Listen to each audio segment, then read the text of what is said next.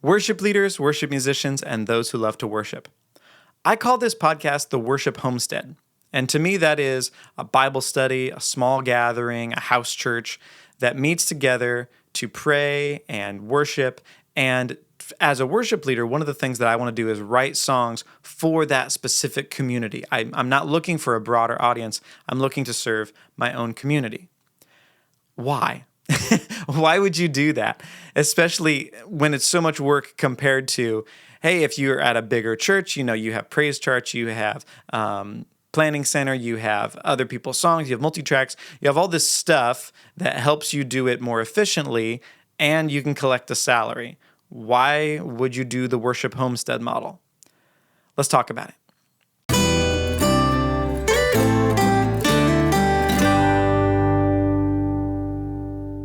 Welcome to the Worship Homestead. My name is Nathan Smith. Thank you for joining me. Today we're going to answer the big question, why? Why do it? Why have a small gathering that you write songs for and lead worship for?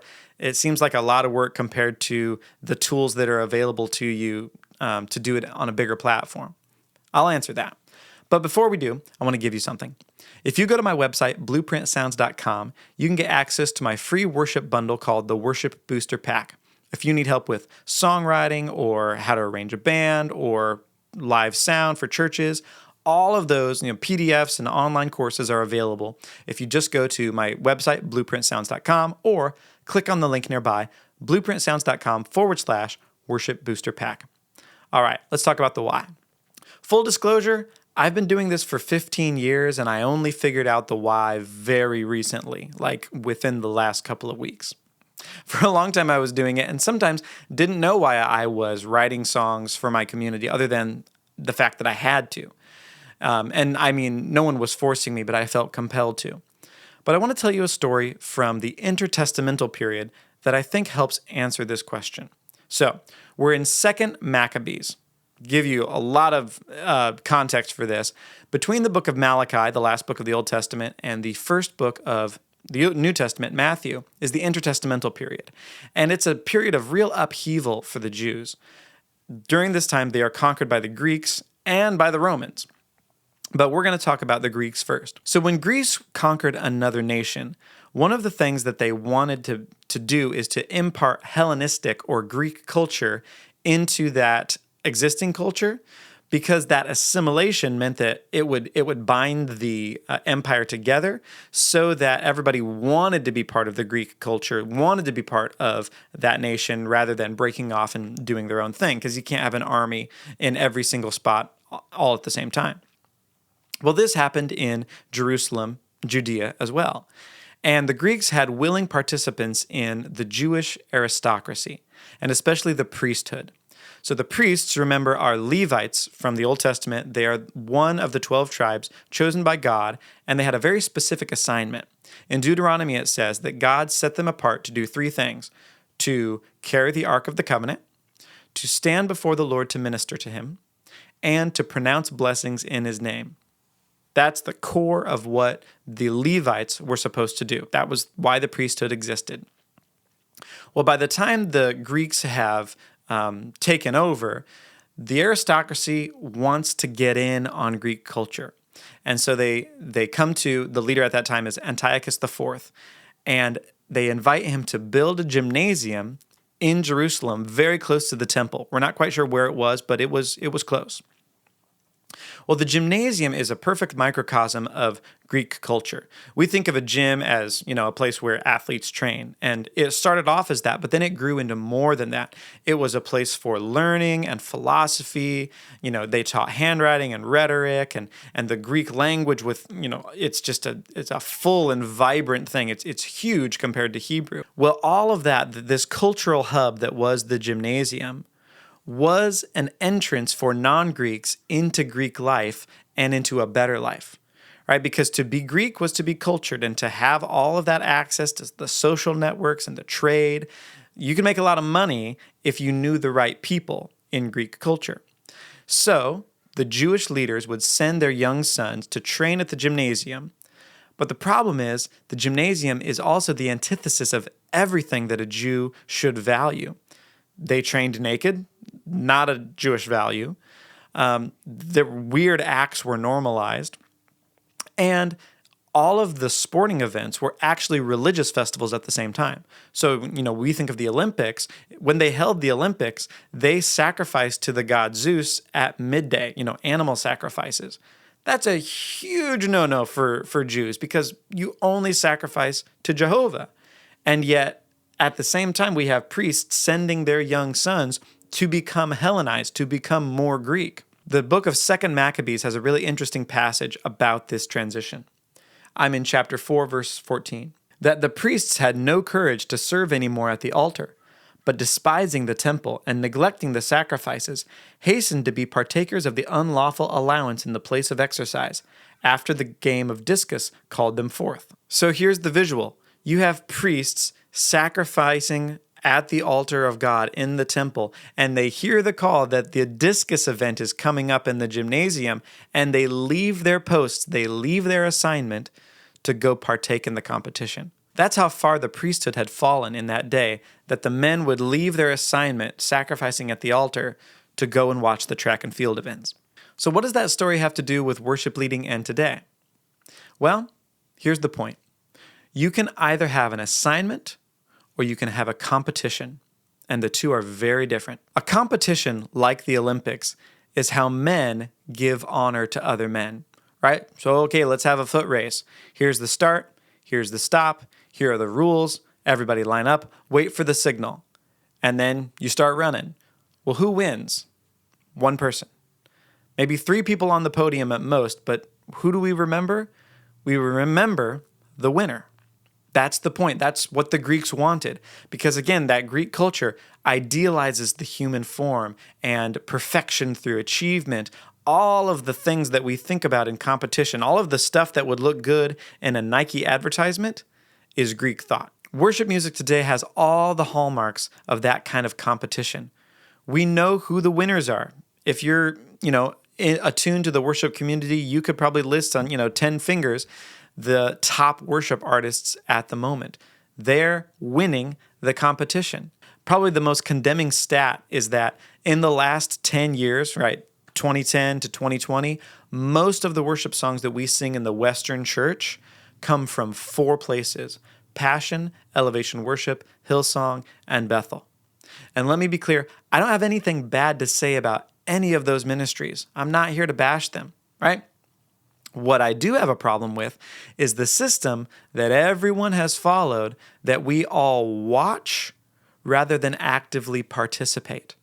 What I mean by that is we buy their songs, we buy their tracks, we buy their charts, we play those songs on Sunday morning most of the time.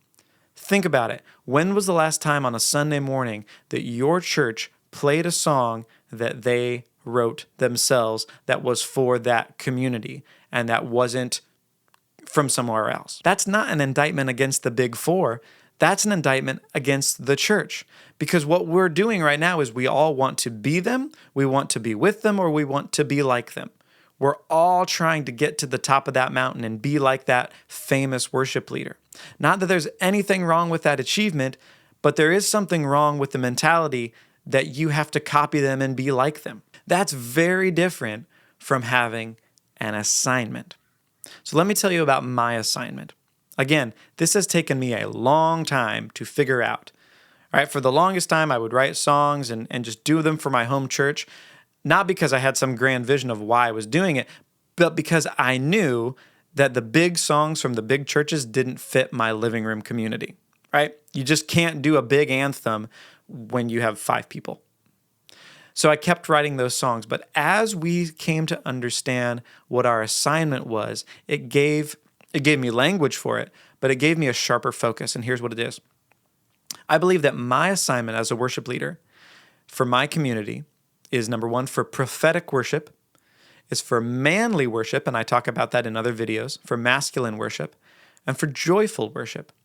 And finally, the mandate that our community has is for our valley. So our Willamette Valley in Oregon goes almost up to Portland, down to Cottage Grove. It has about 8 or 9 counties in it. All right, so it's a large area, but on a global scale, it's not big at all. But I now understand that the reason why our little home group exists is to enthrone Jesus in the Willamette Valley, to pray for the land, the ecology, the plants and animals, and of course the people, that God would be enthroned, that he would take charge of the Willamette Valley. That's our mission. And so that's now how I want to write songs. That tells me, hey, this is the direction that you're going.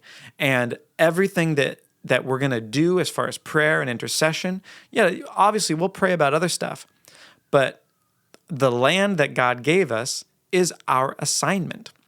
And because it's our assignment, me thinking about a competition with other worship leaders having a bigger following or having a record deal is a distraction from me fulfilling my assignment, because my assignment is to the Willamette Valley and everything in it. So ask yourself that question. What is your assignment? Why does your church exist? It's not interchangeable. If you're in Iowa, you shouldn't be able to pick that thing up and move it over to Illinois and have the church work just as well, because I hope your church is meant to be right where it's meant to be. It's meant to be serving the people on the land right where it is. So if that's true, that means God gave you a set of good works that he wants you to do on that place. And if that's true, then you should probably find out what that is. The next big thing that God is doing is actually small. It's small groups of people taking personal responsibility for their own land. God's in charge of the big strategy. I don't understand how it's all going to work, global revival and all the rest of it. I believe that it's coming, but it's not my job to figure it out. He gave me an assignment, and he wants me to do it. A person that fulfills their assignment is worthy of honor from God, not the winner of a competition. And let me explain. So many times in Scripture, we see God giving small assignments to people, and then it's recorded for all time that they completed it. Let me give you just a couple of examples. Ananias. The only time we hear about him is Saul gets knocked off his donkey on the way to Damascus, and his eyes are blinded, and the Lord comes and tells Ananias, go pray for Saul. Remember, Saul is a maniac that is locking up Christians to have them killed. And Ananias says, understandably, God, there's a problem here. I don't want to die. And he says, go. This is your assignment. I'm going to show Saul, Paul, how much he must suffer for my name. So Ananias goes and he prays for Saul to have his sight restored. And without Ananias, we don't get Paul. And without Paul, we don't get most of the New Testament. Ananias had one job that we remember through Scripture, but he did it. He fulfilled his assignment. Let me give you another example. Simeon and Anna, the two people that met Jesus when he came with Mary and Joseph as a child to be circumcised and blessed in the temple. They were the witnesses that God chose to say, this is the Messiah. This is the consolation of Israel. And Simeon had that promise that he would not die before he saw it. So they came to the temple, they prayed, they stayed in the game, and lo and behold, there comes Jesus on that fateful day. Think of all the things that God had to do right to get everybody there at the same time in the same day out of all of the people that were there at the moment. But God chose Simeon and Anna. They didn't win the competition. It wasn't a foot race. They didn't get there first. They were chosen. And they were chosen to be greatly honored by God for blessing Jesus in that moment. That is the story of Scripture. God chooses people to fulfill an assignment. It's not always the greatest. It could be the least. It doesn't matter. If God chose you, fulfill your assignment. God chose you for something. I have no idea what it is, but he gave you an assignment. And if you're a worship leader or musician, it probably has something to do with that, but it also probably has something to do with your land, with the location that you're on. So dig into that, find out what that is. It may take you, like it took me, 15 years to figure out what that is, but don't give up on fulfilling your assignment. You'll be much happier at the end of your life knowing that I did what I was supposed to do rather than, well, I played a lot of other people's songs and now I'm done. Fulfill your assignment. That's the why. Hey, I hope that video helps you, and I hope you are encouraged to find out what your assignment on the earth is. Again, if you need help with your own worship team, go to blueprintsounds.com/worship booster pack. Until next week, God bless and goodbye.